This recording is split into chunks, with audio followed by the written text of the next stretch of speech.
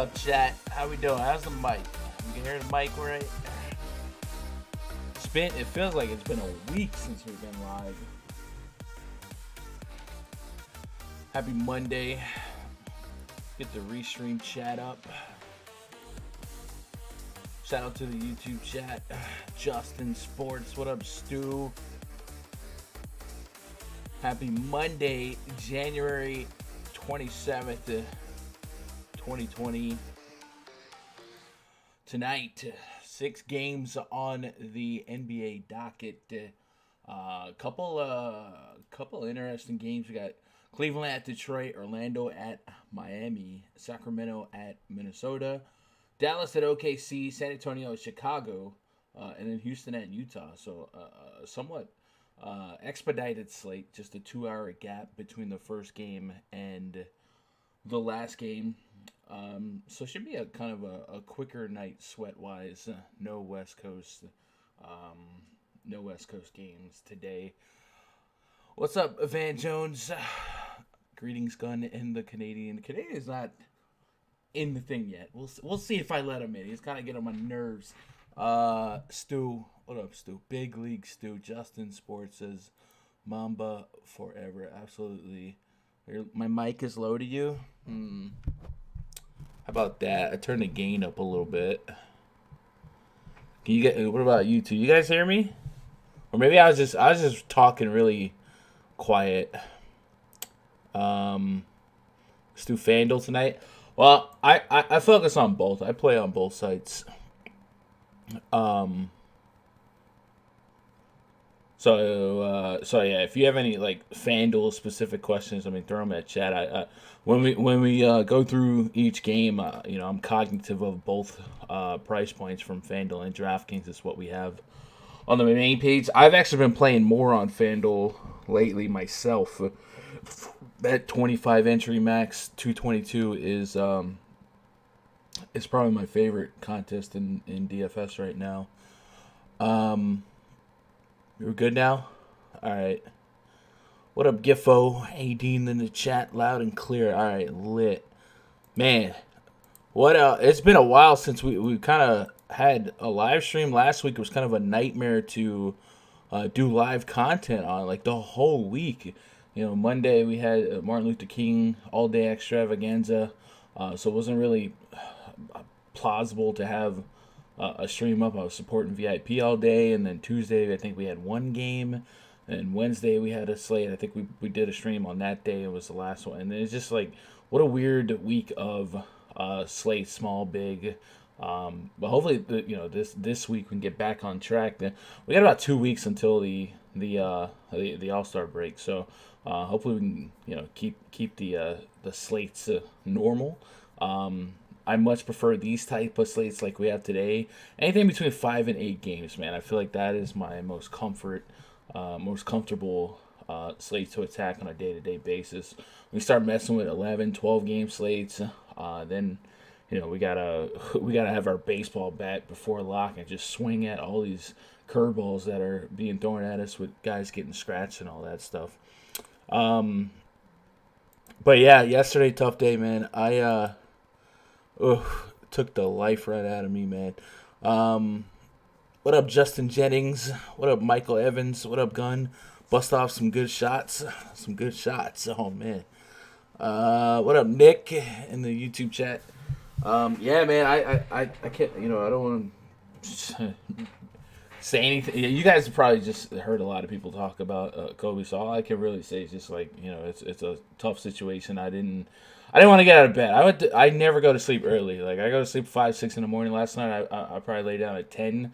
I woke up, I got out of bed at 1, man. It was just, sometimes the world just tells you to go lay down, sleep this one off, and usually after a little bit of sleep, you can, start rebounding a little bit. And that's what I was hoping the NBA would do yesterday. I know canceling games is so tough, but man, I watched a lot of basketball yesterday, and I think I saw a lot of people that shouldn't have been on a court. They should have been somewhere else dealing with their grief. So hopefully Adam Silver kind of remembers that going forward. Not that there's not too many comparable situations that could come forth that would be even close to the Kobe situation. But for NBA to be pushing, so much on the mental health stuff with like Kevin Love, Kyrie, and then the NBA Cares program. Yesterday was a really rough day to have to put on your big boy sneakers and go out and play some basketball. But after a little bit of sleep, you get the sunrise, man. Hopefully, we'll move forward. Rest in peace, Mamba. And let's play some DFS, man. Let's watch some basketball tonight. Let's enjoy it. I saw that ESPN is going to air Kobe's last game tonight. I think it's going to be on the main channel when he played the Utah Jazz. Some of you guys that have been playing DFS for years might remember that day. Kobe was like a really cheap shooting guard, like 5-6K. And he was probably 30% or less owned that night. And that just goes to show you how big of an edge we used to have in DFS versus what we have now. And Kobe, of course, dropped 50+ real points that night. So yeah, I'll definitely be watching that one back. That was such an incredible fourth quarter. I remember a lot about that game. I remember the Utah Jazz were actually not eliminated from the playoffs until about the fourth quarter of that game. So it was a game they had to win in Kobe's send-off, and then Jazz got eliminated. Somebody else won the game, and then Kobe went Kobe, man. Giffo, it was hard putting in lineups yesterday. Yeah, I decided not to play. I had every intention to play yesterday when I woke up, and then that news hit, and I was like, man, if I can't think straight, the players can't think straight. It's just not right. So I skipped it, relaxed a little bit, watched some Royal Rumble last night, and I was able to just kind of enjoy the night. Get your thoughts right. So I know some of you guys are younger, but those of you that are a little older like me, in the 30s, maybe some of you guys pushing 40s, they're Kobe represented a lot of your childhood, really. Just growing up, there was always a Kobe or a Jeter or somebody that you could watch, and Kobe was always in the finals, man. Coming out of high school, you just have really, really long careers like that. So that was just like a big, oh man, there's just so much. I don't want to bring it down. I know a lot of you guys play DFS to escape. So let's escape. Let's try to move on. And let's see if Fantasy Labs has posted some news to watch for today. They have. So the big news to watch today, James Harden was downgraded to questionable midday. Clint Capella doubtful. Jimmy Butler questionable. Bam Adebayo probable. Nunn and Dragic questionable. We've seen them miss a couple games. Doncic, Derrick Rose probable. Tony Snell questionable. And Nerlens Noel questionable. So those are the key ones to watch. Harden being downgraded midday is something to be cognizant. That's something we got to watch. And then Capella doubtful. So we're going to bring in Westbrook. Harden was upgraded to questionable. Oh, okay. Well, then there we go. That's a good sign. I don't know why I read that he was. I guess I just saw he was questionable, so I didn't know he was ever doubtful. He was upgraded. All right, upgraded. Excuse me, my bad. Still sad. What up, Romy? Yeah, man, tough day. I'm gonna try not to talk about it. So if I bring Raj in here right now, Raj, please don't go on some tantrum. This is talk about basketball tonight. Let's try and think happy thoughts. Let me get the stream open. Here. Anyway. Yo. Oh, you hear me? Yeah. All right. Come to you with heavy hearts. Game number 1 tonight. Rest in peace, Kobe Bryant. It's not a wait. I gotta make my spiel, guys. What? No one cares what you think. Game number 1 tonight. I literally just said let's move on. I'm just saying. I just think this is probably like, I think for everyone born like, I want to say post 85, maybe in the 90s, this is probably like the biggest death of a cultural icon. You had like baby boomers who lost JFK. Everyone remembers that moment. Well, Michael Jackson passed away. I feel like people born in the 90s, we weren't there for it. Hey, man, I'm just trying to move on. You're saying stuff that everyone's already said, man. I'm just saying, I feel like, people born in the 90s did like, we knew Michael Jackson music, obviously listened to, but we didn't grow up in his prime, when he was like going on tour in the 80s. So this is, Kobe dying is the biggest cultural icon, I think, for everyone in their 20s. or maybe early 30s. So it's a big loss, man. Losing his daughter, that's huge. You know, yeah. Rest in peace, Kobe Bryant. It's gonna be different. It's gonna be different. You cry? Oh my I feel like god. a lot of grown men cried. All right, let's We all let's cried let's talk a little about bit. some basketball. Hi, I'm Raj. I want to repeat everything that everyone else has already said, I'm just but I'm saying. saying I'm it. just saying. Cavs at the Detroit You never Pistons forget. game. My God, let me get this started. Cavs at the Pistons game number 1. Darius Garland, Colin Sexton, Jetty Osmond, Kevin Love, Tristan Thompson taking on Derrick Rose, Tony Snell, Bruce Brown, Sekou Doumbouya, Andre the Giant Drummond. We got a 219 total, a 7-point spread in favor of the home team, Detroit Pistons. This should be the target of a lot of interest in Andre Drummond. Drummond has absolutely roasted and torched the Cavs for fantasy points all season. He's averaging 60.8 DraftKings points against them. That tells the tale. He's under 10K, and he's on a slate that we're already kind of realizing there's going to be a shallow pool of centers with Clint Capella already doubtful, Adebayo questionable, and guys like that. Andre Drummond kind of is rising to the top as probably the safest floor to ceiling ratio guy at under 10K, and we're gonna have enough value tonight to where 9.6K is not really going to be anything to be hard to get to, and I think that's true on both sides. What I would say is the interesting thought about Drummond is even on the last slate, and this one's more so for you FanDuel players, Andre Drummond was kind of trendy. He was probably the highest owned center that night in my contest, and he dropped 54, and we were all happy with that. But the pivot to him was Karl Anthony Towns, who was also on this slate. He dropped 64. So, I did my best to get Cat and Drummond in my main DraftKings lineups. But tonight, Drummond versus Cat becomes a very interesting Sorry. a very interesting 1v1 on FanDuel where you got to kind of debate who's the better player, who's going to have a higher ceiling. And I think at the end of the day, it's a coin flip. But the fact that Drummond has had a really, really, really solid history against the Cavs here on the front end is encouraging to me. We got a couple of Q tags listed here. Let me pull up the Detroit Pistons injury report. Reggie Jackson, back injury recovery. Did not play the last game. It was night 2 of a back-to-back. Should anticipate him playing tonight. Derrick Rose is probable. Luke Kennard still down. Kyrie Thomas still down.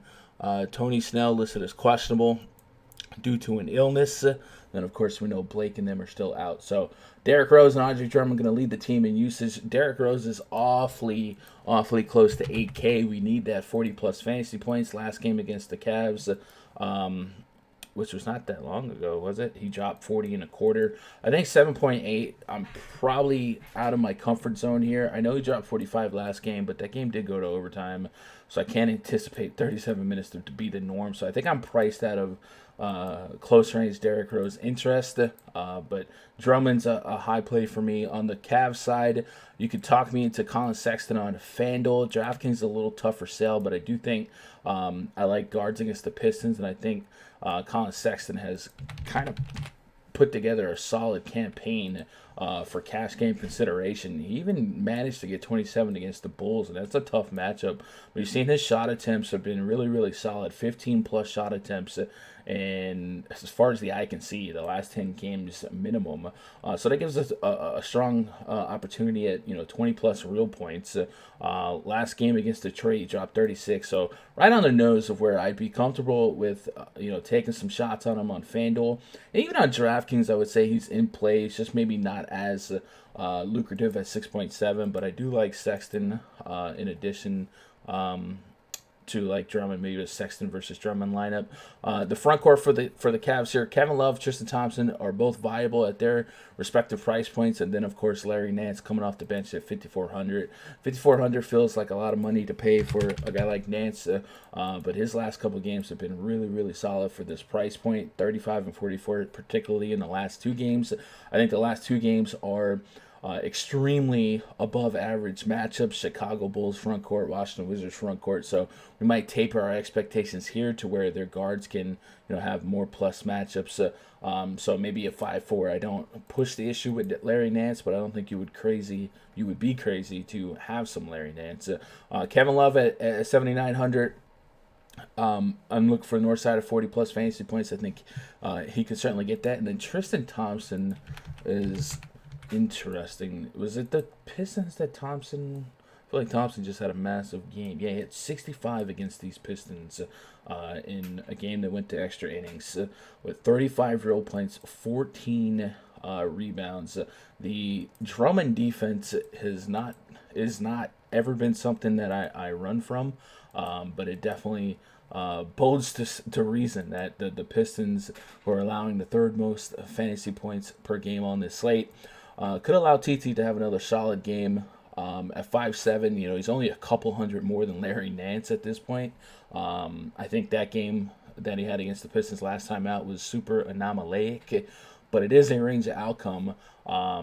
So in 100, 150 lineups, I probably still have a little bit of exposure to TT. I don't think I could really get to Tristan Thompson on FanDuel, even withstanding information that he just had 60 plus on him last time. I still think I'm just going to go heavy on Drummond and Cat, but I do think Tristan Thompson is a curious click in long range tournaments. Let's see what the chat has on this one. Any particular plays you have from these two games? I think Andre Drummond is definitely, probably going to be a core play tonight at that price tag, 9.6. Averaging 60 fantasy points in 3 matchups against Cleveland. No Blake Griffin. I mean, just smashing the spot, dream spot. So give me some Drummond here. Derrick Rose is a guy who, at that price tag, it's just not a comfortable click for me at 7.8. Some other guys I'd like to get to. But, point guards against Cleveland have been destroying them all year. He's coming off of 45, 38, 47 fantasy points past 3 games. So, I mean, this is a team, like I said, it's giving up a ton. So at 7.8, still get there for you. Could you drop a 50 bomb? Sure. So if you want to pair him up with Drummond, don't hate it. The Cleveland side, I played Tristan Thompson past 2 slates, past 2 games, and he's let me down both times. Don't know if he's hurt, if he's off. Larry Nance has actually been the better play past 2 games. Maybe Nance has taken into his minutes a little bit. That bit of a worry. He's been playing well. So maybe some like Larry Nance and Tristan Thompson. If you're running 150, share both. Kevin Porter Jr. is probable for this game, so he probably will assume some more of that usage off the bench. So maybe Nance isn't, the lead shot taker, the lead usage guy off the bench. So if I can help it, I won't have either. But I do think in tournaments like that, I can't really argue against either one of them. Yeah, and Kevin Love, 7.9. I think he can get you 40.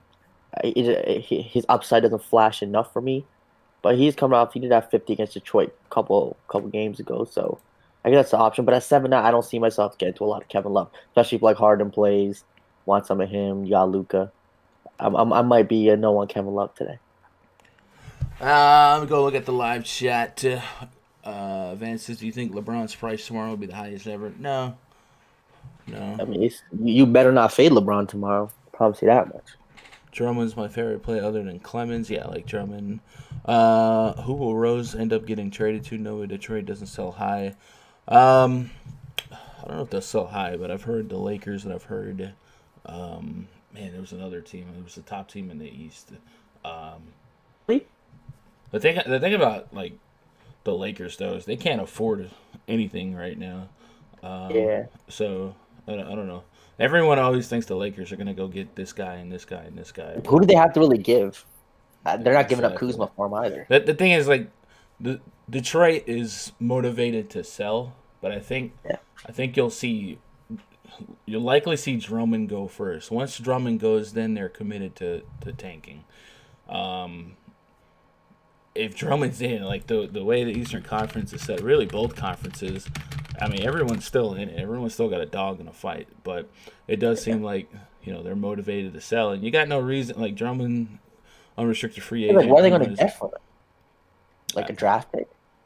a late 20s pick. I You mean, know what I mean? you literally take whatever. Like, if you don't have a package that you think is fair at the trade deadline, then you sell low and get something for nothing because Drummond is going to be unrestricted free agent regardless.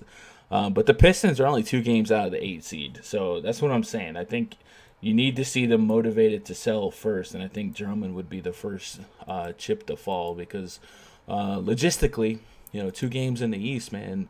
If Rose gets hot and Drummond stays consistent, the team gets a little momentum going without Blake Griffin. And Blake might Just have been. sneak in and lose in the first round. It is what it is.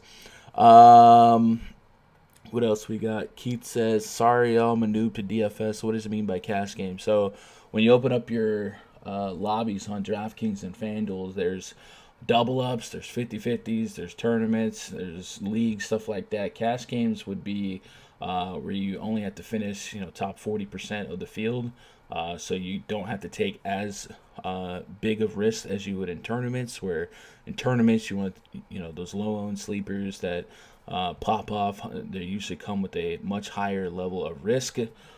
So if I tend to say, oh, this guy probably makes sense in cash, tournament's a little sticky.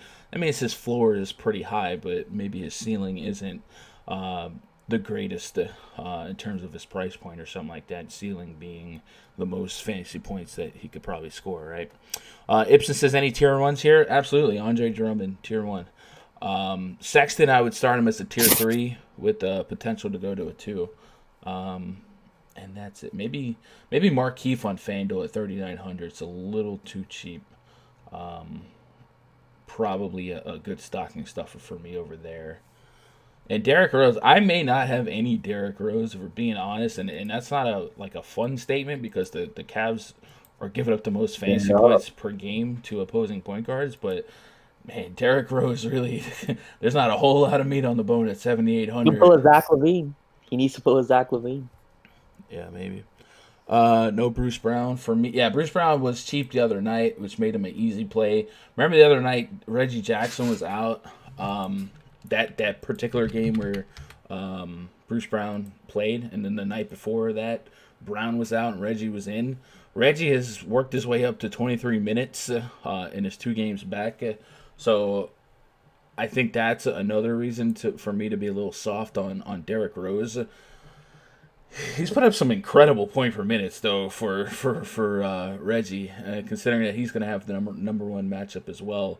But if you guys have known Reggie Jackson, this is not atypical Reggie. This man usually will play 28, 30 minutes a game. But yeah, he's out here getting a little bit of everything done. 4,300. I don't know. Yeah, I don't know about that one. If you need the value, I don't think you will with some other guys out, but yeah. I think it's a bad play. Romy says, I consider Rose if R. Jackson was out. So my issue with Rose is really just minutes. It's easy to say 37 minutes last game, but that was overtime. 33 minutes against Memphis is fair. But I'm just wondering, at 7,800, how north of 40 can we get? And I know he's done it in 2 of his last 3, but that's a push. That's a push. So I might be a little lower. And the thing with Rose is, man, those last 2 slates, Rose was extremely high owned. I'm talking 40, 50%. So I don't know that he'll be that today, but it is number 1 matchup. And, Rose has been, if you played Rose the last couple slates, you're satisfied. So you might go back to the well. And I think eventually 7,800, if he gives you that 35 or whatever, then if I stayed away from that for another guy, I'd be okay with that. So I'm going to be light on Rose. We'll see what he looks like. I think my Rose share will be somewhat determined by the Harden news. I mean, if Harden plays, I'm going to want a ton of him, obviously. But if he doesn't play, then I'll probably have some Rose shares with Drummond or with a Luka. He'll fit a lot better.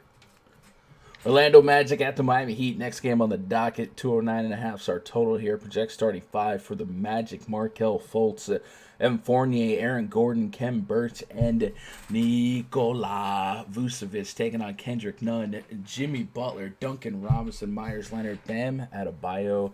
We got a 6-point spread in favor of the home team, Miami Heat. And Jimmy Butler, just 8K here. He's a guy that's logistically $200 more than Derrick Rose, and that makes an awful lot of sense for a pivot. Now the matchup here projects to be a little bit slower in pace and a little bit stronger in defense.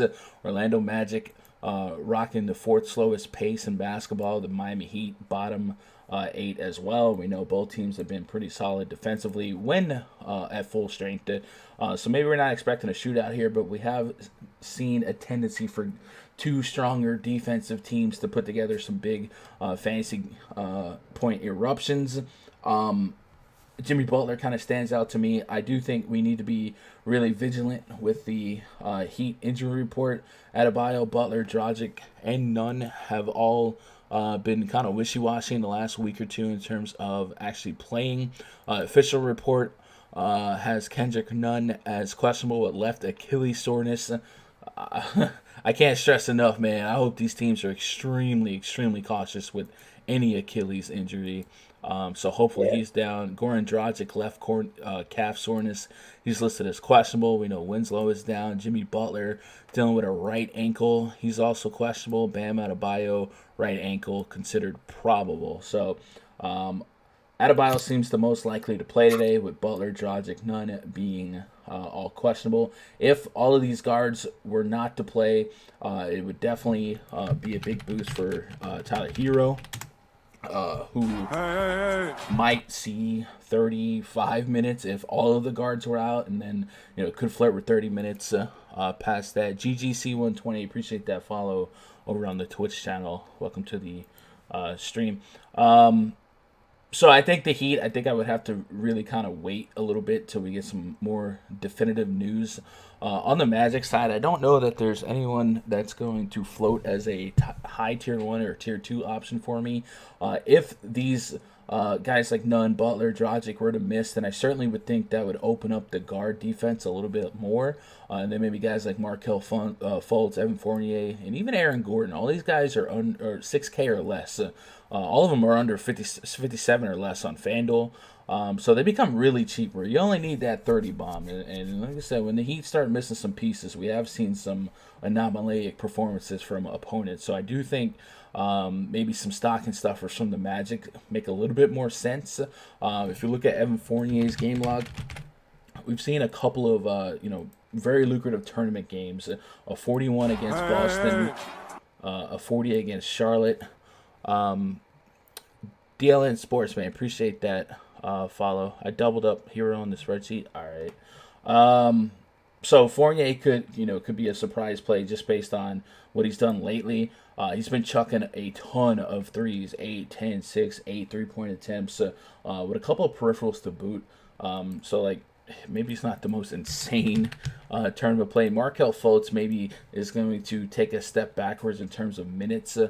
We have guys like, is DJ Augustine and MCW back? No, Augustine's still out, but MCW is back. So guys like Terrence Ross, MCW, still floating around. Maybe Markelle Fultz won't get that 30+ minute threshold, but I wouldn't hate a look at him just based on his price. And then Aaron Gordon, I think, is extremely cheap. And I think we're going to be saying this a lot. 33, 18, 31, 25. His range of outcomes lately from floor to ceiling have been basically what this price point kind of, declares. That he put up 30 on him last time. I think at 59, I'd be okay if he got me 30. But I certainly would want a little bit more. And I think we can all agree that there is a little bit more left in the tank for Aaron Gordon. So at 5'9" to 5'7" on FanDuel, he just seems like such a high floor, type play for that price point. And then we can always flirt with a little bit of upside. Vucevic, 8-3 on FanDuel, 8,600 on DraftKings. Again, I think I'm going to play tonight pretty married to the fact that I want Drummond or Cat or something like that, which I guess makes Vucevic, pretty interesting in tournaments, because we should see lower ownership on him. In one game against Miami earlier this season, he dropped almost 50 fantasy points. So if you can get a little bit different at your center position with a near 50 bomb out of Vucevic, and then maybe save a couple extra dollars for some of the upper end guards, maybe a Luka, maybe take a shot on Harden without Capella. We've seen what his usage is. I definitely think that's a way to go. Again, I'm probably still more of a chalk donkey here with Drummond and Cat, but man, Vucevic definitely makes sense in a tournament game theory mindset. What are you doing with this one? So the Miami Heat have been, giving up a ton of points recently. Their defense hasn't been as elite as we thought. Obviously, it's going to come down to some of these questionables. But I mean, if Jimmy Butler's out, obviously, you're going to play guys like Kendrick Nunn is also questionable. Just for the record, James Harden has been downgraded to doubtful. You got downfall now. I mean, shoot. So that's gonna Okay. put like Westbrook with no Capella and Harden. That's probably gonna Westbrook is be. out. So no, there's no Westbrook, no Harden, Oh, and no Capella. Westbrook's out too. Yeah, Oh Westbrook is yeah, back yeah. for back to back, right? Oh man, it's gonna be the Yeah. whole. Jeez, bro. Yeah, Dog, it's just that, who's playing Hartenstein, Chris Clemens? right? I mean, Oh my is god. it not like Utah should just blow him out by 50? Like it's just ridiculous. But Yeah, that's wild. they priced up Eric Gordon. But I mean, this Miami team, even if like all these guys are out, if everyone's out, I don't even think I go to a guy like Tyler Hero because he can't create his own shot. Everything he does is literally catch and shoot from like a Jimmy, a Dragic. Tyler Hero? Yeah, I don't think you know what you're talking about. I've definitely Not, seen Hero create he has shots. no peripheral games. He's What? literally a catch and shoot guy. You ever watch? He literally just catching and shoots. I've watched that guy take over a basketball game, so I don't think you're. I must have missed those games. I mean, I've never seen him really do well off the dribble. Do his thing. So I mean, at 5K, if Jimmy's out, Nunn is out, and Dragic is out, he might be that fade for me. I just don't trust him all by himself. Yeah, there's no way. You're out of your mind. You're telling me if Nunn, Butler, and Dragic are all out, you don't want to play Tyler Hero. Seems very like Eric Gordon-ish. Where you play Aaron Gordon when those guys are out and just gives you at 5K, he gives you 27 fantasy points at Uber Chalk. Okay, buddy. Yeah, Okay, Boomer. Bam Adebayo, 8-7. Again, probably not going to get there. Like you said, the Drummond's there. You have Cat. You have some of these value centers with LaMarcus Aldridge. There's some value guys against Chicago. It's a high DVP matchup. So probably not get to any Bam. Even Vooch. These two might slip for me. This game in general is not a game I'm going to focus on. But Evan Fournier guards have been killing Miami lately. Evan Fournier is interesting. He took 19 shots past 2 games. And so at 6 foot, his price, I think he's fine. Markel Fultz, 5'6", hasn't shown his upside in a few games, but we've seen those 35, 40-point games here, so I can play some of him. So maybe just the guards, none of the bigs for Orlando. I don't know what your guards have not been killing Miami lately, dog. I don't know what you're talking about. When the last game, maybe I was thinking, I swear they've been getting a ton of points recently, and they've been killing them. No, maybe like small forwards or something. Small forwards, yeah, okay, small forwards. Yeah. Anyway, let's go look at the live chat because I disagree with everything Raj just said. Harden unlikely to play. Yep. Speaking of Harden, he's doubtful. Westbrook out. Yeah, the whole Rockets team is about. That's gonna be like the game where they played the Pelicans with nobody, but this time it's the Utah Jazz. Huh? Yeah, even that game, I feel like a lot of chalk busted. No, not from the Rockets side. They didn't. Or the Pelican side, really. I remember that game was huge. Nick says, fire up Clemens. Yeah, Clemens is going to be huge. Might play some MCW. So MCW is going to be less than 5% owned today with this guard situation from Houston. Just to kind of foreshadow a little bit, you're going to have guys like Austin Rivers, Chris Clemens, Eric Gordon, Ben McLemore. Well, I guess Gordon is 7K. That's what I'm saying. They priced him up. You really going to play Gordon at that price? No, you're not. That's crazy, actually. That's what I'm saying. That's insane. What? Dude, the center, I don't care if we knew these guys are out for a week. Eric Gordon should not be 7K. I watch him go for 50 though. Like I'm probably it's just gonna be so sick when he go for 50. Anyway, let's move on to the next game here. Spurs at the Chicago Bulls. Project starting 5 for the Spurs. DeJounte Murray, Brent Forbes, DeMar DeRozan, Trey Lyles, Jakob Poeltl. Taking on Tomas Satoransky, Zach LaVine, Chris Dunn, Thaddeus Young, Luke Cornett. We got a 214 total, 1.5 point spread. Favor the home team, Chicago Bulls. That's right, the Bulls are favorited here. San Antonio Spurs will be without LaMarcus Aldridge, so we'll pull a usage check here in a minute. But I do want to get to that Chicago injury report, kind of get everyone caught up to speed. Tomas Satoransky is listed as probable with left ankle soreness. Chandler Hutchison listed as probable with a right shoulder soreness. Larry Markkinen said the discomfort in his hip surfaced just a couple of games ago, adding that it felt like quote normal soreness. He's listed as out, and Gafford, Wendell Carter Jr. Also out. So still a short staff Bulls front court. So Thad Young and Luke Cornett will still be kind of the target of a lot of people. Thad Young's been all right. Like, he hasn't been killing us, right? You know, he's about 5K. On the Spurs side here, without LaMarcus Aldridge, I think it's fair that we go pull up a usage check on RotoWire, but this will likely give us the DeRozan debate, right? Because we don't like to play guards and wings against the Bulls, but here we are. We might have to consider this guy. It seems like, after a dud yesterday, obviously, understandably, with being tight to Kobe, he might come back and have himself a little, in honor of Kobe game. It's tough decision. Yeah, we put DeRozan on, take off Aldridge. I don't want to play the Kobe narrative on anybody tonight, so let's just leave that alone. I mean, because half the players on this slate were tight with Kobe, dog. Let's relax with that. On the usage scale here, DeRozan's at 32%, averaging 1.2 fantasy point per minute on FanDuel, 1.3 on DraftKings. Again, we don't love guards and wings against the Chicago Bulls, but the usage will be there, and DeRozan has been somewhat consistent in his ball game lately. If you look at the 40s, 44, 45, he's been doing a lot of 20-plus real points, and what's probably most impressive to me is the rebounds and assists have been there. Outside of that game against New Orleans, where, of course, it made the most sense for him to go off, it was his worst game.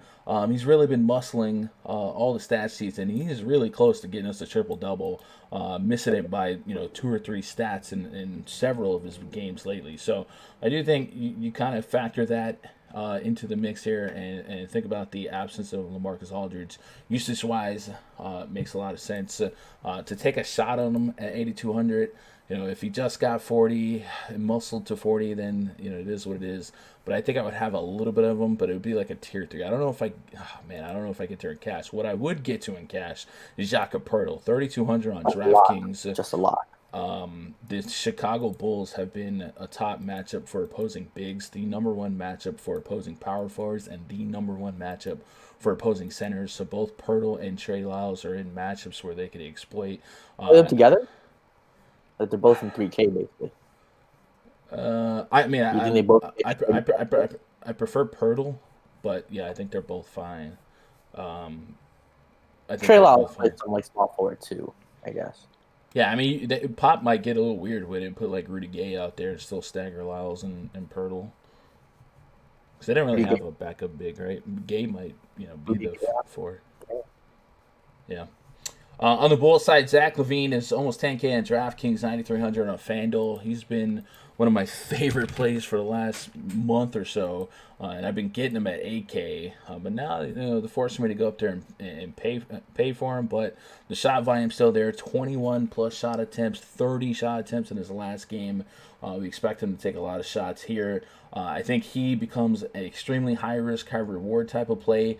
Seems like there's very little middle ground. Like, there's almost no 40s. We got one game where he got 40s. Everything else is like 30s or 50s. So you want the 50s at 9-8. I think this matchup, could breed upside from him. I don't think I could fall into a LaVine in like a short range single entry or a cash game, but I definitely would not have no LaVine in tournaments, especially considering how much value is out there today. We're just going to have money to put up on some of these guards, and we might even get to a point where we're overpaying for some safety, but that's the name of the game. If we can stack Poeltls and Rockets value and stuff like that, we go take maybe overpay for a 4.5x value from a guy like LaVine. So LaVine's definitely the forefront bull for me. But like I said, we've been leaning on Thad Young quite a bit in the absence of Wendell Carter and Markkanen. It hasn't put anything super fancy that you have to have, but in this matchup, a short staff Spurs front court, it could breed a little bit better results. This matchup may be a little bit faster than the Cleveland game and Sacramento, two of the slowest paced teams. Oh man, that sneeze came out of nowhere. So maybe a little bit more from Thad Young here, but nothing I feel like I have to go out of my way to get. I would say keep an eye on Chris Dunn and Saturansky. I think these guys are having super solid games, and they're just like falling through the cracks. And Chris Dunn on FanDuel especially, man, he's been giving you 30 every game for the last 4 or 5 games. And he's a high steal guy, 3, 2, 2, 3. So those steals add up a little bit more on FanDuel, and I think he's gotten you 30 just about every game. And I don't think his FanDuel price has really gotten to something where you can't afford to just put in as a free 30. Look at this, 31, 33, 32, 30. So definitely a guy I don't mind taking a shot on FanDuel. And even Tomas Satoransky is someone I would watch. Probably a little less consistent than Chris Dunn, but you'll see a 43, a 30, a 40. Every now and then he'll pop off for a super ceiling game. So if you if you want to get really different in 100K to first, I think a kiss of a Dunn or a Satoransky's there. But Dunn is somebody I might even consider in the. I guess you don't have to put him in a cash game these days or on this slate, but he's been a little bit. He's been more consistent than Satoransky is what I'm getting at. Chat, what do we got here? Giflo says Levine 9,800 maybe. What about Rudy Gay? Rudy Gay definitely is in play for me. I think he's a little bit slept on, but look at this price on both sides. If we give him 22 minutes in this matchup, definitely somebody that can get us a point per minute or greater. Levine ceiling game versus Cleveland, best matchup for guards. Yeah, 10K Levine feels trappy. It's definitely risky. Like I said, you might, Levine on this slate, if there's enough value, you might get away with a 45 at 9.8 just because of how lopsided a lot of lineups are going to be. I think most people, including myself, would prioritize the center spots if we got value. I will say Jakob Poeltl is my favorite value play, and if you use Poeltl, you can't use both of a Drummond or a Cat. You're gonna have to throw away a center or a util spot here, and the same thing for FanDuel. Poeltl, who I think could be 30 fantasy points, is center only on FanDuel, so you kind of have to give up the center position to play somewhere else. So that's a big value play that really takes a ceiling play off the board if you want to lean on him quite a bit. Yeah, I mean, a guy like Trey Lyles with power forward eligibility on DraftKings might have more of him just because of that kind of position aspect, and even high consignment we'll get to. Rummy says I'll play some Dundo. Yeah, I like that. No bull is worth 10K. Oh man. Pop won't unleash for Poeltl. His minutes under 24. Yeah, but 24 minutes, 23 minutes against the Chicago Bulls at 3,200. Like Poeltl could definitely fill the role there. But like I said, I do think center is going to be a lucrative position tonight. There's a lot of guys at the top end that will likely get you 50. Cat, Drummond, and even Gobert against the nobody Rockets.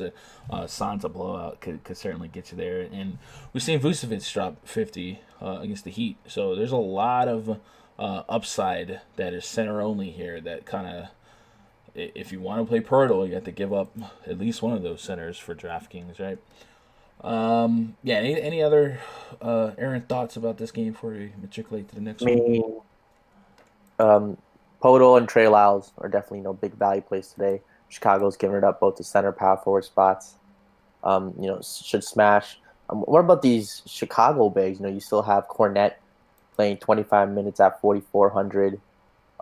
Thaddeus Young, another guy who just he's been fine, I guess, in cash game essentially, but tournament really hasn't given us what we've looked for. Maybe if Levine takes a step back, he can get a few more points, and this is the game where he gives us that 35 kind of spot. I don't expect Levine to have, obviously 40 real life points again.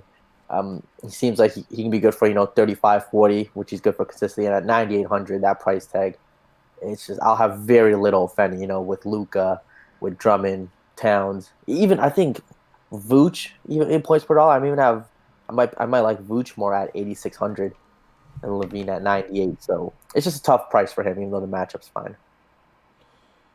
Yeah, again, with the thing with Vooch is you got to give up those other guys, but center's the key to this slate, I think, right now.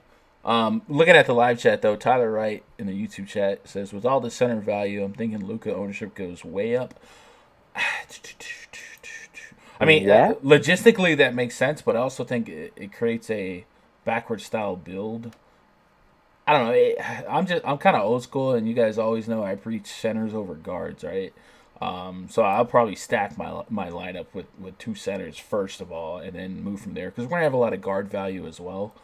But I could also I do think you're on the right track in terms of building backwards, right? If you build with Luca and Levine and DeRozan, and then start taking some of those center values, like I think that's a sensible tournament build. So makes sense. We'll see. Let's move on to the next game here. Timberwolves hosting the Sacramento Kings. Project starting five for the Kings: De'Aaron Fox, Bogdan Bogdanovic, Harrison Barnes, Nemanja Bjelica, Dwayne Dedmon taking on Shabazz Napier, Jarrett Culver, Andrew Wiggins, Robert Covington, and Karl Anthony Towns, the Big Cat. Ernie Ladd, 226 total, 3-point spread in favor of the home team, Minnesota Timberwolves. Kind of a higher total for a Kings game. Go look at that team stats tab in the RunDFS.com NBA VIP spreadsheet. The Sacramento Kings have the slowest pace in all of basketball, so they tend to bring teams down. But the T-Wolves have a top 10 pace, so this will logistically be a pace-up spot for the Kings since they're on the road here and they're underdogs, which usually creates a couple of extra possessions to take advantage of lower price point players, like in this case the Kings. De'Aaron Fox at under 8K on FanDuel, 8,100 on DraftKings. We've just spent quite a bit of time debating DeRozan and Levine, and we mentioned Luca and guys like that. De'Aaron Fox has triple-double potential in this particular matchup. So he might be one of those mid-tier guys that you can just middle the slate with and maybe get a 40-50 bomb from. Bogdan Bogdanovic, pretty cheap on both sides. He has drawn the start over Buddy Hield in that last game. We'll see if that's going to be something they opt to continue with. If it is, 4,500 on FanDuel. Extremely viable, obtainable price considering this matchup. Where I'm looking for 25 plus fantasy points. He got 16 against the Bulls, but we talked about avoiding the Bulls in terms of playing against them. So I think this matchup kind of breeds a little bit more upside and even a much higher floor than what the Bulls does. Off the bench here potentially, Buddy Hield, 6,300 on FanDuel, 6,600 on DraftKings. The thought of him having more usage off the bench is there. So I guess logistically that's real. But he's still an uncomfortable click. I mean, there's a reason he got benched. He's just been a little bit inconsistent, but he's still a guy that maybe is going to come out there and chuck 20 shots no matter what, as long as he's getting the same minutes. 23 minutes against Chicago, 36 FanDuel or DraftKings points. So in 3 games straight, he's gotten you 30 plus at 6,600. I'm looking for 35-40 at 6-6. Definitely a matchup that could breed that. Last game against the Timberwolves, 26 fantasy points, 36 minutes. On the T-Wolf side, Cat is that guy. He's back.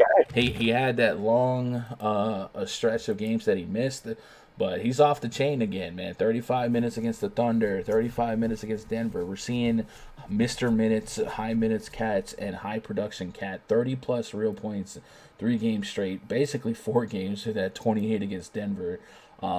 Just 50, 60 fantasy points right now. And this is a guy that I think was getting close to the 11K range. So at 10.3 with a slate that's already given us some value, it just seems like it's a logistical choice to go grab us a 20-shot center that can fill up the stat sheet as well. And that's exactly what I'm going to do. He did not play against Sacramento last time. I'm pretty sure Gorgie Shang popped off. And I feel like that might have been... I feel like that game went to overtime, just thinking in my head. So these teams could play really close. It's a tight spread. So Cat is that dude. Shabazz Napier on both sides, very viable for me.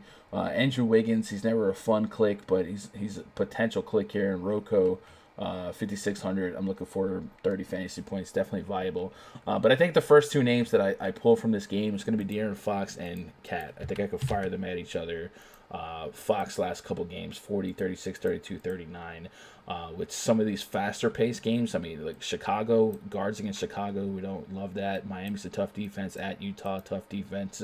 We put him against some of the more fast-paced teams, medium to low defenses, and we're seeing 56, 60, 40. So I do like Fox versus Cat as a correlation play tonight. What are you doing with this one? I love Cat today. With all the value, that's going to be a big piece of the core tonight.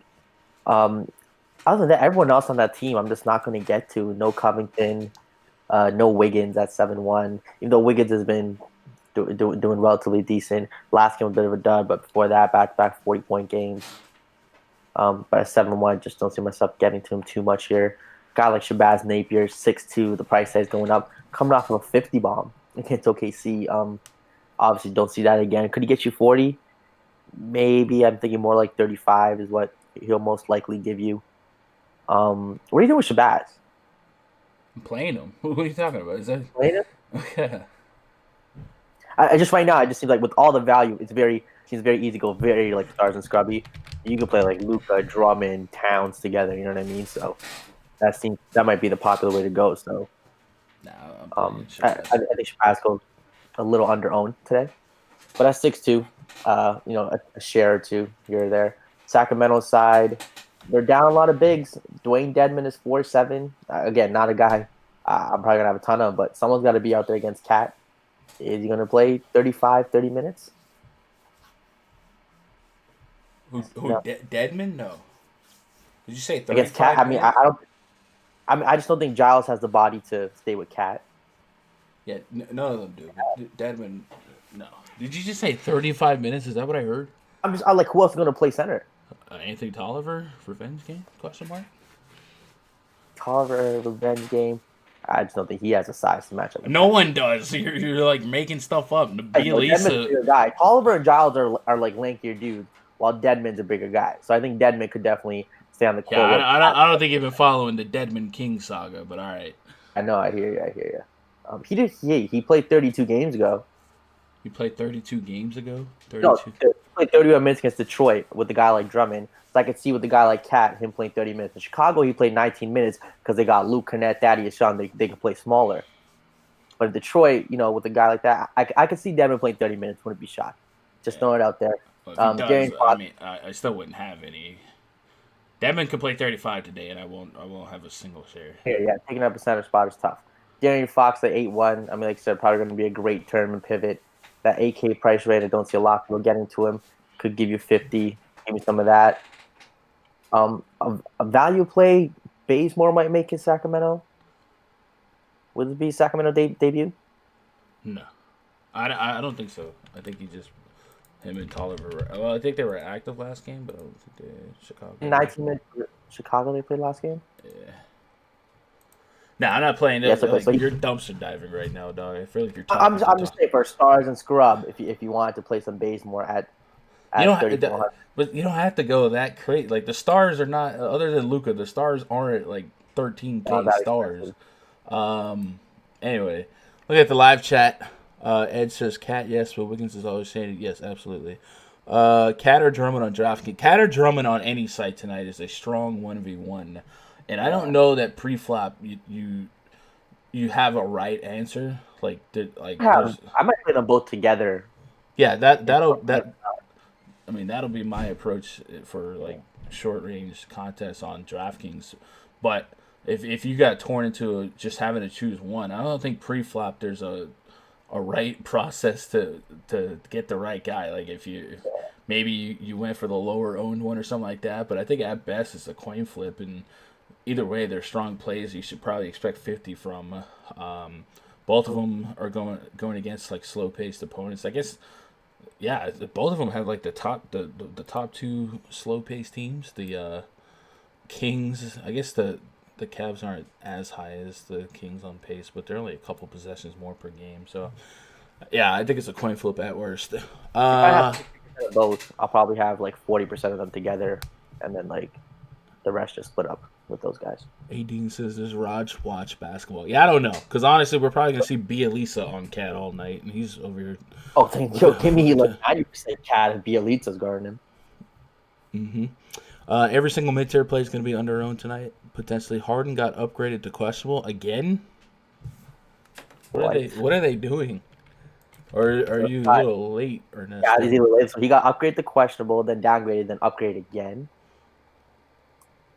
I don't. Fact. I think Ernesto might be looking at an earlier report.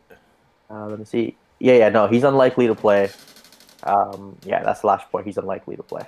Yeah, we're gonna go doubtful. Um, Drummond seems to nail 60 every time versus the Cavs. Yeah, he's super strong play no matter what. I think Cat versus Drummond is just the difference of a couple points. So margin of error is. I mean, Cat's giving you like he's giving you high 50s. He gave you 64 with no double bonus without him getting 10 rebounds. If he just Ed gets a couple more rebounds, Ed said majority of lineups will start at Luca, Cat, Drummond. There's no way you get all three. can go to DraftKings. But So like, not without like playing some dumb stuff. I mean, Uh, Hartenstein, Trey Lyles. I don't know, man. I feel like it's real easy. I mean that would qualify as dumb stuff. Yep. Playing Trey Lyles and Hartenstein. Get out of here. 36-40 when you start with Luca, Cat, Drummond, and Throw in Hartenstein. Throw in Trey Lyles. Fair plays, like they're powerful. They're gonna get minutes. Yeah, I don't know. We'll see. I don't think that doesn't. That's not gonna work. I don't think that wins a tournament. Like it might be fun to do it, but that's not gonna win a tournament. It's easy. It is no. It's definitely dumb. Definitely dumb. Not playing a lot of Cat and Drummond together. Oh, I am playing. Yeah, I like that play a lot, Stu. Let's move on to the next game. Dallas Mavericks at the Oklahoma City Thunder. Project starting five for the Mavs. Luka Doncic, Seth Curry, Tim Hardaway Jr., Dorian Finney-Smith, and Kristaps Porzingis taking on Chris Paul, SGA, Luke Wentz, Dort, Danilo Gallinari, and Steven Adams. We got 226.5 total, 1 point spread in favor of the Dallas Mavericks. Luka Doncic 11.9 on DraftKings, 10.9 on FanDuel. Probably typically the only Maverick I look at. Porzingis as a center is a little bit more intriguing to me, but at 7.6, man, I don't know that I'm really moving the needle much here because I need that 40 plus. Tim Hardaway and Seth Curry are both viable shots. I don't think either one are going to come with a high level of confidence or a high floor, but I do think they're both going to be in my player pool probably as a either a risky. Yeah, they'll both be qualified as risky value, but I don't mind them. Clayball off the bench here at 4,300. He's another one of those cheap forwards. I think he's going to become a little bit more contrarian than the others, just because the other guys seem to have a road to more minutes and better matchups. But Clayball is, he's still there. He can still contribute to some fantasy point or some fantasy lineups. And then the Thunder. Think about the total here, 226.5.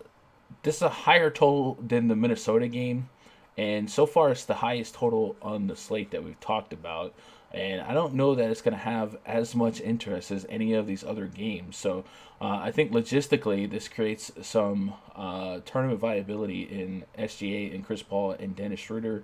If Nerlens Noel is unable to go, Steven Adams, they might try to push him to 30 minutes. And then Gallinari, more so on FanDuel here, but he's still somebody that has been consistently battling to give us 30 fantasy points. So I think there's not going to be any fun clicks points per dollar here because I think everyone's kind of priced appropriately. This is one of the few teams that maybe is priced appropriately considering today's actives and inactives.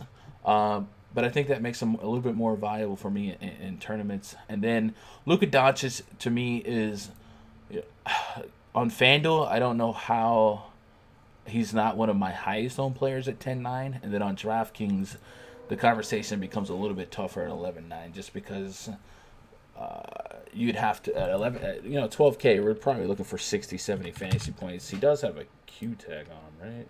He's probable. At 11-9 I'm looking for that 60, and is he gonna wow me more often than he's not in this matchup? I don't think there's a yes or no answer to that. If you got 60 today, if you really, really trust and believe that in the perfect world, you're absolutely going to get 30 plus fantasy points from the Clemens, from the Trey Lyles, from the Hartensteins, like all those names that you're pulling out of your hat to fit in the Luka Drummond cat lines, then sure, I just think one, that seems a little too simplistic, a little too good to be true, and two, I think, guys like Fox and Schroeder, guys in the middle, Colin Sexton. I think there's going to be guys that overperform in the mid tier that really kind of balance things out here.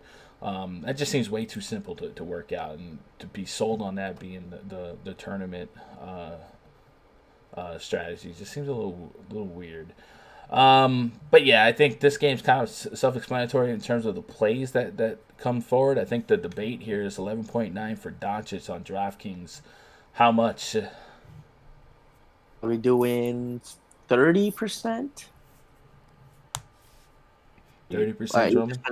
He's easy to get in. If you want to just pair him up with like him and Drummond or him and Towns, just those two, you can still get the mid-tier guys. If you want all three, obviously you got to go to the basement. But if you just want to pick two of them, you can still get these mid-tier guys. So expecting to be relatively high-owned here. I mean, the stud of the slate, no Harden, no Westbrook. Everyone's going to pivot to Luka. Let's give me on Luka here. Even in bad games, he can give you high 40, 50. If he has a good game, he can push 70. So give me some Luka Doncic here. Porzingis 7.6. Just not a comfortable click. His floor is just so low at that price. I feel like if you fade Porzingis every slate, you'll make money throughout the year. Just coming off against 23 against Utah, tough matchup. Get it. Portland, he's a good match for power forwards. Gave you 35, which at 8K is not what you want, and at 7.6 today, I mean it's not going to kill you, but it's not going to win you anything. And before that, 26, 24. So. I mean, just not going to play a ton of Porzingis here. So here's what I say: at Portland, tough spot on the road, altitude. He had 5 fouls. Remember, they are down Dwight Powell, but they did sign Willie Cauley-Stein, right? So yeah. I don't know if Cauley's going to be active. Let me see if there's anything will not be available Saturday against the Jazz. All right, so we'll say if he's available today. If he is available, then yeah, I'm completely out of there on Porzingis. Tim Hardaway Jr. is playing a lot of minutes. He has these random big games at 4-8. If you want to get to him, don't hate it, don't love it, but some play it's there.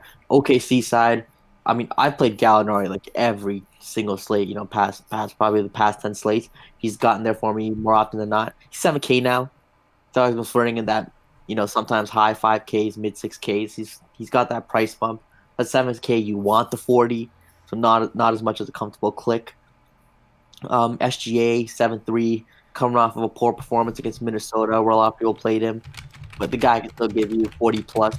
Give me some SGA here. Actually, Chris Paul, like the highest over under of the slate. So I mean, give me Chris Paul, the SGA. Oh my god! I swear you don't listen when I talk, bro. It's just amazing. You literally you've probably said 5 things that I just said. Yeah, I'm reiterating. Ernesto says, I see Willie Cauley-Stein project to come off the bench. All right, so if Willie Cauley-Stein will be available, if he will be available, I would definitely be out there on Porzingis at this price. And then, yeah, if he would be available, I'd probably be second-guessing my interest in Clay Bob, but I do want to see that confirmed.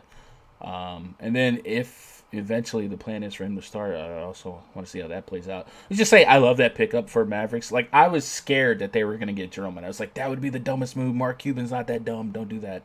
And then I saw Patton get waived. I was like, oh my God, they're about to announce a center trade. And then it was Cauley-Stein. I was like, that is 200 IQ, bro. Way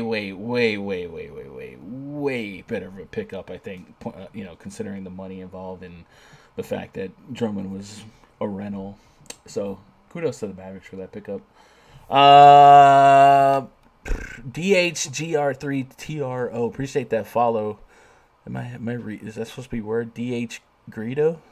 Yeah, appreciate that follow, man. Welcome to the channel. If you guys aren't following on Twitch, man, twitch.tv/Gundecker99, would appreciate those follows. You guys have been awesome. And if you're watching on YouTube, if you haven't already, hit that subscribe button. Try to get us to 5K subscribers. We have one game left on the docket. Before we do that, we'll take a pause for the cause and I'll let you guys know that we did release the All-Star to All-Star break package. We do this every year. This is probably our 4th year for this particular promotion. It's a 6-month package, $300. That'll get you locked until July for the MLB All-Star break. And what that'll do is that'll unlock full VIP access where you get 24/7 access to our Discord. You guys can open that up on your mobile, your desktop, wherever you go, and have 24/7 chat for all things DFS. They play every sport. They're in there grinding golf and MMA over the weekend. Some really, really sharp cats. I personally spearhead the NBA, the NFL, the baseball content. Early on, I'll try and help out with the NASCAR content. Smeezy's our crew chief for that. And then we're going to try and get some traction here for the XFL content. The DraftKings did announce that they were going to have XFL contests. But I opened up my DraftKings app this morning, and it looked different. I don't know if you guys noticed it, or maybe I'm tripping. When I opened up the DraftKings app, they had like NFL logos, like they said they're the official partner of the NFL. So I was like, oh, they're gonna do XFL too. So I wonder if that'll change anything. But Vince McMahon is a stakeholder in DraftKings, so there's that. Anyway, long story short, they did announce that they were gonna have XFL contests. So we'll try and play some XFL. And be new with everyone else. So if you guys want to be part of the community, you get access to the Discord. Before lock, we'll have 2-hour pre-lock voice chats, absorbing news, talk and play, stuff like that. And then, of course, you get full access to the RunDFS.com VIP spreadsheets. We have several different offers. There's the week passes, the 2-week passes. We normally have month passes, but there's going to be an all-star break in 2 weeks. So I didn't feel like that was a fair pass to have live.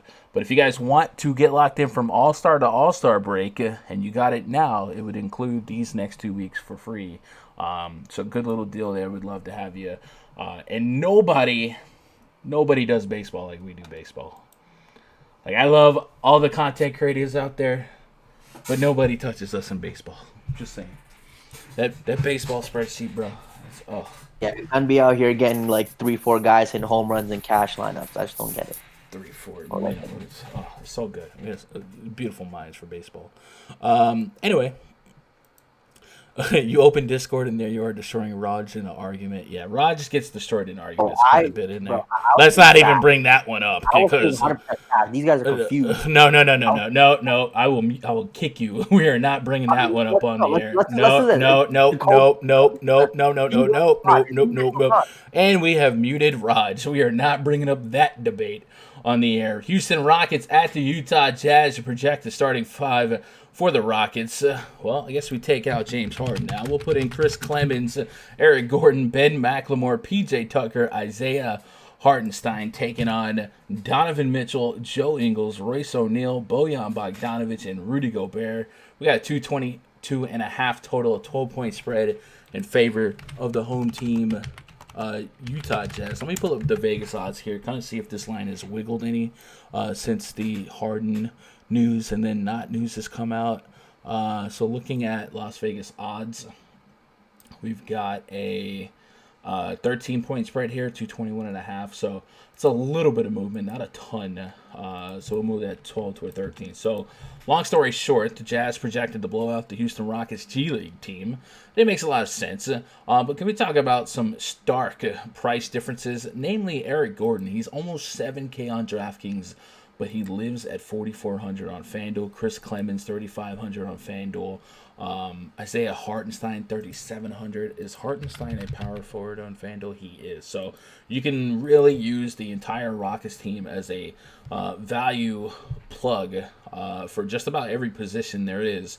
And that'll be really where you can get your super high-end studs and scrubs lineups, and that's where you can probably justify overpaying for maybe a Zach LaVine or even a DeRozan or something like that. Man, the small forward position has nobody to go up and pay for. That's wild.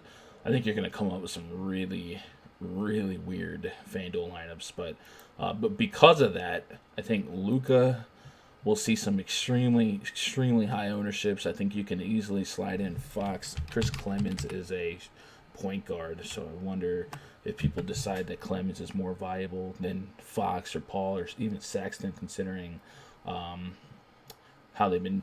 I thought Sexton was listed as a shooting guard on FanDuel. I guess not. Freedom of speech, yeah, buddy. No, we are not allowing ignorant stuff on this part of the broadcast. Utah Jazz project starting 5.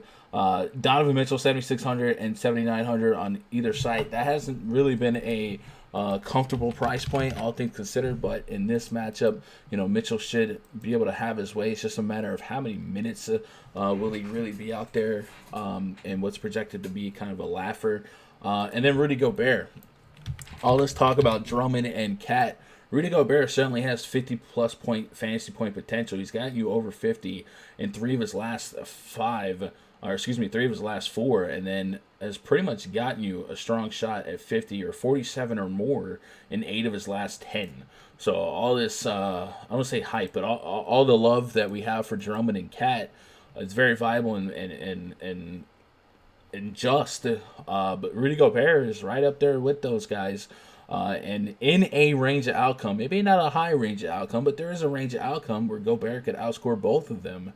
So maybe in long shot tournaments, you take a stab at Rudy Gobert, especially since this Rockets lineup is going to be extremely short. Gobert could rack up the blocks here today, and that'll be even more lucrative for the FanDuel lineups too. But like we said, this should be a lopsided game. We'll see if that spread goes from 13 to like 15, 16, something like that.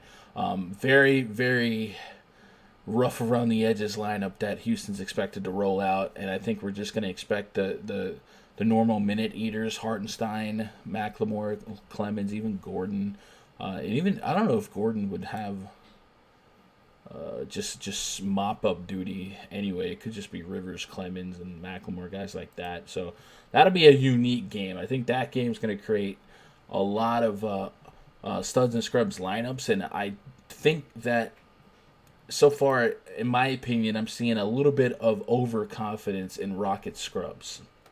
There's a reason why they're projected to get blown out.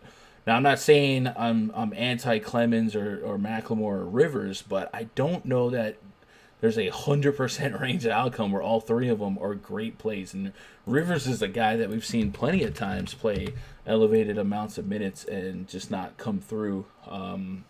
34 minutes against Denver was okay, we'll take that. But like 27 minutes against Memphis, 27 against OKC, like he's not a guarantee to be a great play. So I think I would encourage you guys to accept a little bit more volatility in the Rockets guards, and maybe not have 3 Rockets guards in a lineup. Maybe 2 or 3. I could see 2 hitting, right? But I don't know if 3 or 4 are going to get there. And I think so far a lot of people think that they will. So I'm being a little bit cautious in that regard. And then the Jazz, Joe Ingles is in a great spot to drop 30 fantasy points like he's been doing. Bojan Bogdanovic, another plus spot for him. Power forwards against the Rockets has been a top matchup for opposing power forwards. It's the second best matchup outside of the Chicago Bulls on this slate in particular. I'm going to unmute Raj just for this Rockets and Utah. Raj, I swear if you bring up anything else, you're getting kicked. Jazz and Rockets, your thoughts on this game? Outside. The weather is cold out here in Toronto. So this is where all the value is. Like Gunn said, a couple of these guys are going to bust, but I think you almost want to play all of it. You want some Austin Rivers at that price. You want some Hartenstein at that price. You want some Corey Clemens at that price. Again, a guy in 20 minutes can get you 30 fantasy points. Wouldn't be shocked there. I'm definitely not playing Eric Gordon at that price. It's just, if he gets to 50, if he keeps this game close for them, good for him. So he's 4,400 on FanDuel. Yeah, FanDuel, you play some of him on DraftKings at that $6,900 price tag. Tough. Even McLemore, 5,800. Yeah, DraftKings is a little bit proactive here. Yeah. FanDuel, not so much. Still, you guys want to play are in DraftKings: Austin Rivers, Clemens, Hartenstein, and Daniel House Jr. at 3,900, small forward position. Don't hate it. Guys like Tucker, McLemore, and Eric Gordon, who should probably see the most minutes out of all these guys at their elevated prices. That seems like a tough time, especially against a Utah team that's obviously above average on defense. Not guys I'm looking to play. On the Utah side, Rudy Gobert's 9K, and I get it. Underman Houston team. It's so hard playing him over Cat and Drummond, like an elite tournament play. I think he's gonna play 3 quarters and that's it. Yeah, but of course, it lets you guys tell it. The Rockets are gonna win this game. Eric Gordon without Westbrook, Capella, and James Harden, 40% usage, averaging 1.2 to 1.3 fantasy point per minute. Now, I'm not saying play Eric Gordon, but how dumb do you feel if Eric Gordon drops 45 tonight? And you're like, Yeah, I no, mean, I would have never played him. like I said, what the number you wanted to see, like 30%, you're excited. This is 40%. Yeah, it's only 55 minutes, so it is whatever. It's a tough matchup. But I mean, it also makes sense. Like, no one's out there. It's Eric Gordon's probably going to chuck 20, 25 shots. I mean, if I'm playing Rudy Gobert in a lineup, maybe Eric Gordon's going to take that shooting guard position. Yeah, and I think a large part of these minutes that we're looking at right here are from that Pelicans game. Pelicans were not a good defense. So Rivers, Gordon, Hartenstein was going off that game too. So yeah, it could be a little skewed. I feel like every time he gets minutes, this guy produces. Yeah. So I mean, at 3K stone minimum, I know it's Rudy Gobert, but then he's like Tyson Chandler's not playing more than 10 minutes. If that. Tony W says Harden out for sure. He's listed as doubtful, so I'm just gonna assume he's out. Hardenstein might be my most owned Houston guy. Romy says, EG don't get any peripherals. I'll pass on that ridiculous price against Utah. I agree with that. Like I said, I think there's a world where, all this fantastic Rockets value is a little bit fluffy. All of the duds?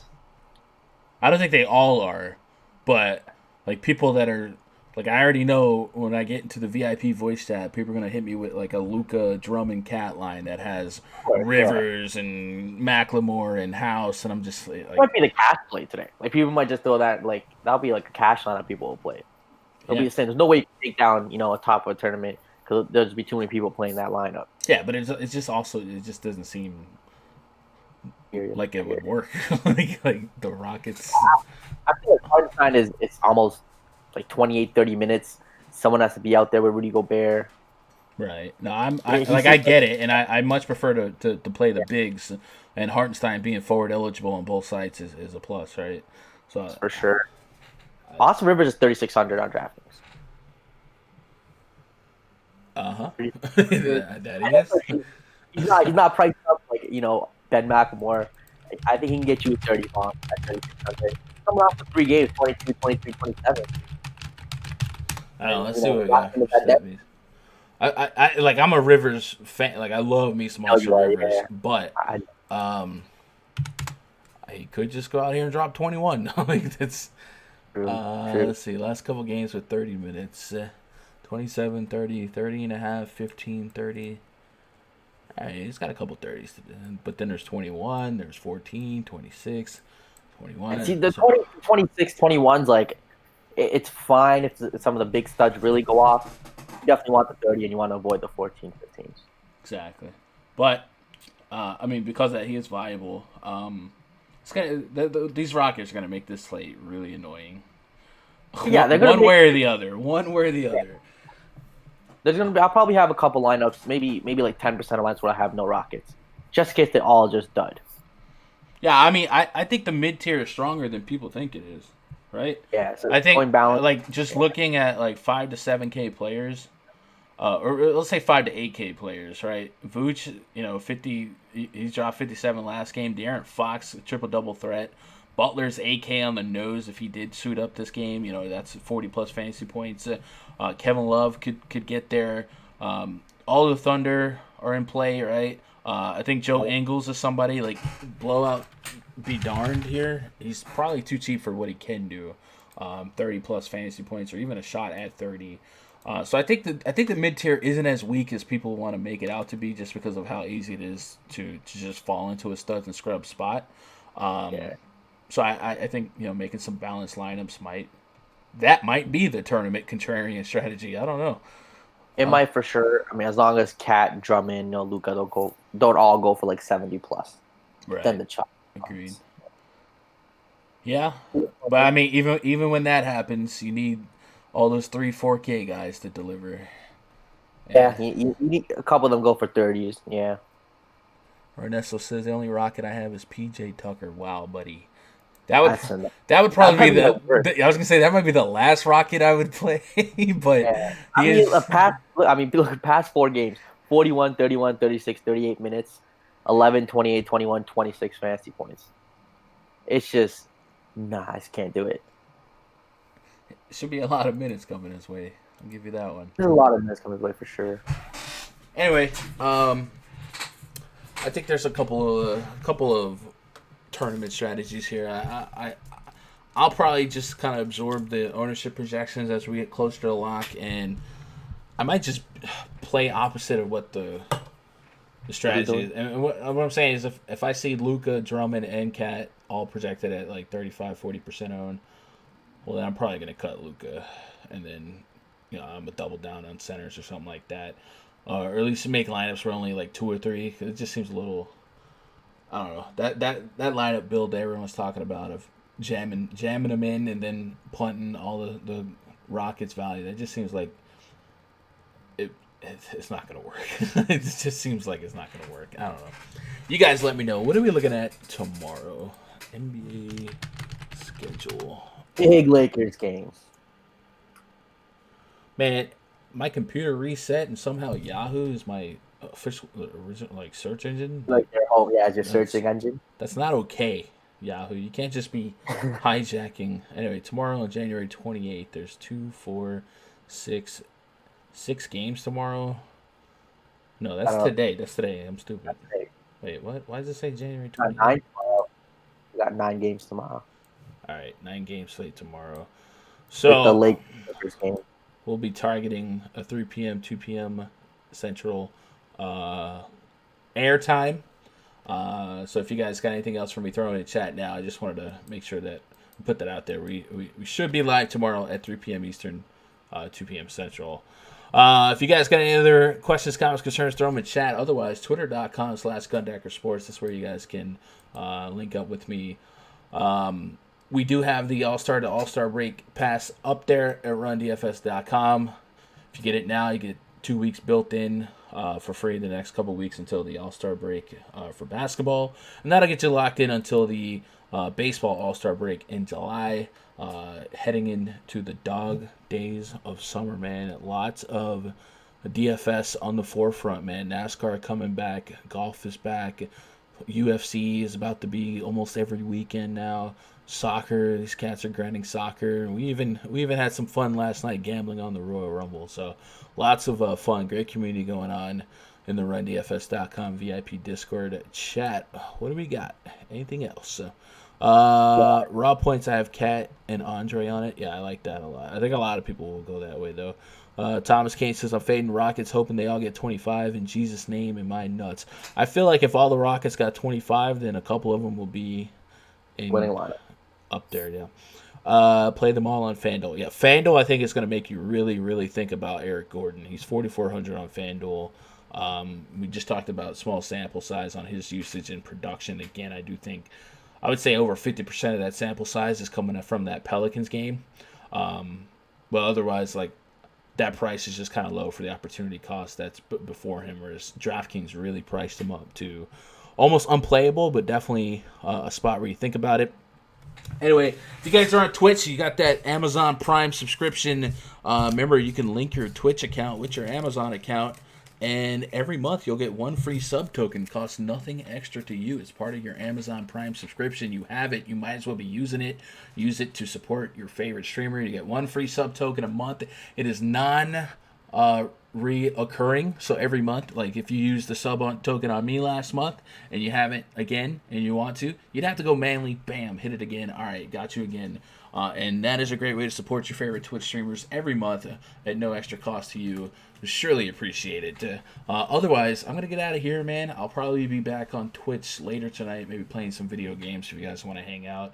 Otherwise, I got to get into RunDFS.com VIP voice chat in about 30 minutes. You guys come jump in on that with the VIP subscription at RunDFS.com. Anything else for me, hit me up on Twitter. I love you guys. Good luck. God bless. Go win some money.